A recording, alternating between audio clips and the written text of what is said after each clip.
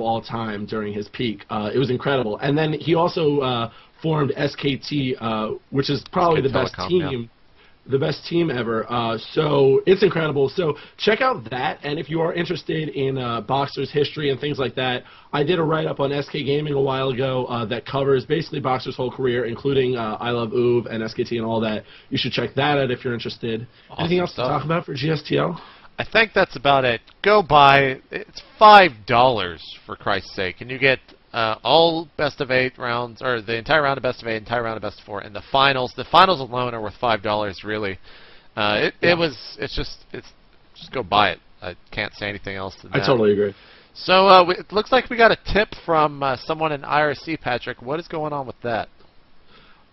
So, JP, so Sundance was on a podcast, I believe it's called Losers Bracket on VVV Gaming, Yep. and he was talking about MLG. You guys will recall yesterday or 2 days ago, TLO getting the big sponsorship from Sony Ericsson, and apparently that's going to be a growing trend, which is incredible to hear, because one of the big complaints about MLG this year, and one of the big complaints about esports all the time, is that the prize pool is too top heavy, and it's hard to make a living when you have to come in first, or it really doesn't matter. I mean, GSL is the epitome of this. If you don't come in first or maybe second, you're making like 5 G's if you come in 4th place, which is really not enough to live on.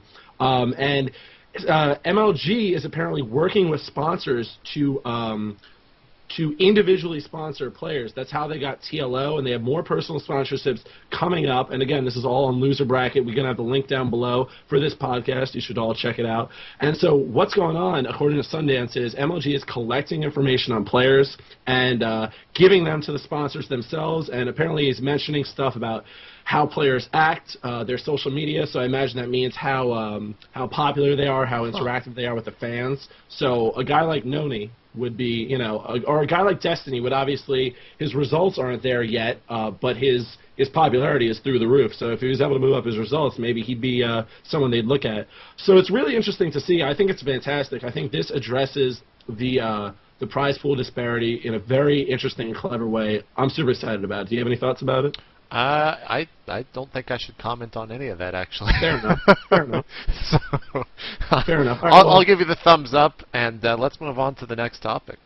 All right. Well, the next topic, without going all Fox News on you, as someone said, is on Battle.net forums. There was a blue post, and apparently Nidus is getting a text alert, just like Nukes, and it's going to be with the Scream. I don't know. Do you have any thoughts on this? Because I haven't really wrapped my mind around it, honestly. It's whatever for me.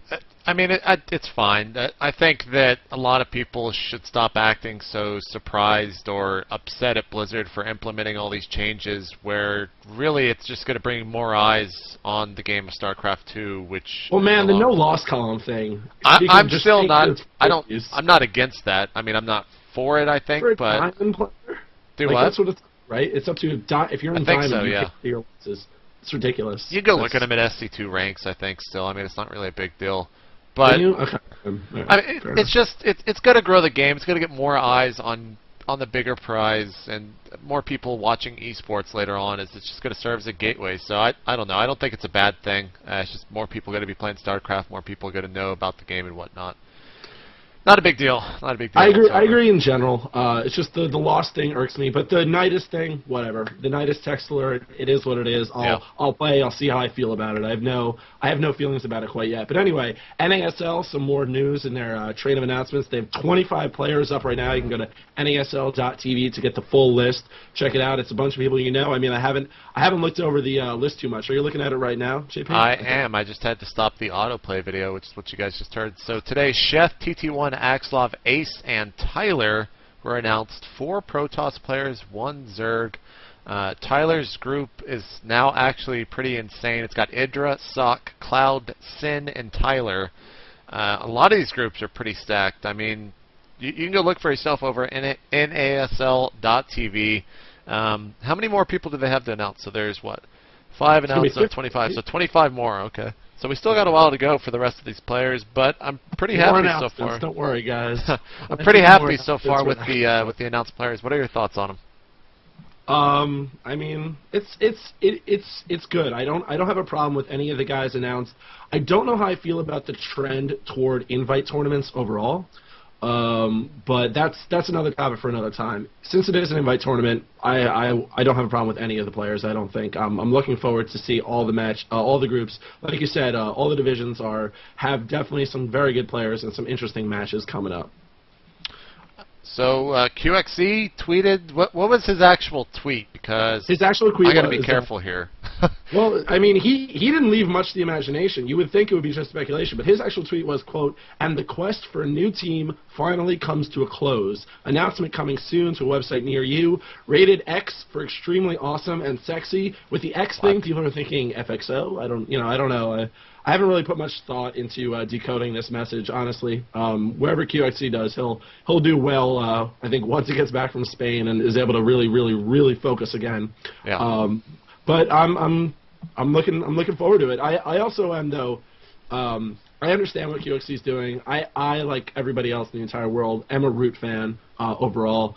And I'm hoping that they can really make moves with sponsors soon, so that they're able to keep the players that they have, because they have a lot of great talent. They have over a bunch of great talent on their team, right. And it is so surprising to me that they've still stuck around on that team without any huge sponsors. I mean, they do have some sponsors on the team, so not going to shit on them too much, but...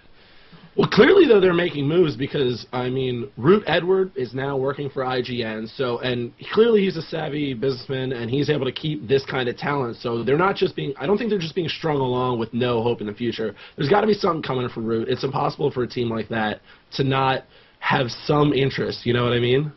Yeah. That's what what I've heard is that there have been teams that have approached them about joining their clan, like bigger gaming teams, more known ones. But he wants to keep the Root brand alive, and so attract sponsors that way, which probably makes it harder. But once he does get a sponsor, it'll mean that they'll be able to last longer, probably. He'll have more control over what is done. So I think that seems to be his goal. I heard you got interviewed at PAX East with Seltzer. Tell me all about it. Apparently I got interviewed at PAX. I don't I don't really recall this happening. But yeah, we talked about PAX. It's a quick, short, like 3 or 4 minute interview. We'll have it down in the links below here in the description. And I talked a little bit about NASL, kind of our involvement and what really went on at PAX. And you can also check out the State of the Game from PAX over at my blip at itmejp.blip.tv if you haven't already seen that. But yesterday, Patrick, I asked if you had anything else. You said no. You said tomorrow you would. Today is tomorrow. Do you have anything else? I heard a really terrible joke. Do you want to hear a really terrible joke? Okay. All right. Here it goes. It's all right. I can't do it. I'm listening out. I can't do it, man. I'm sorry. Follow me on Twitter, twitter.com/hitmejp. Follow Patrick if you want. He's not very good, though. 2 days in a row he's let me down at twitter.com/chobopeon. Send in tips to tips@hitmejp.com. If we're not talking about something on the show that you want us to talk about, please let us know. And since Patrick doesn't have anything else, see you guys tomorrow. We're out. Peace.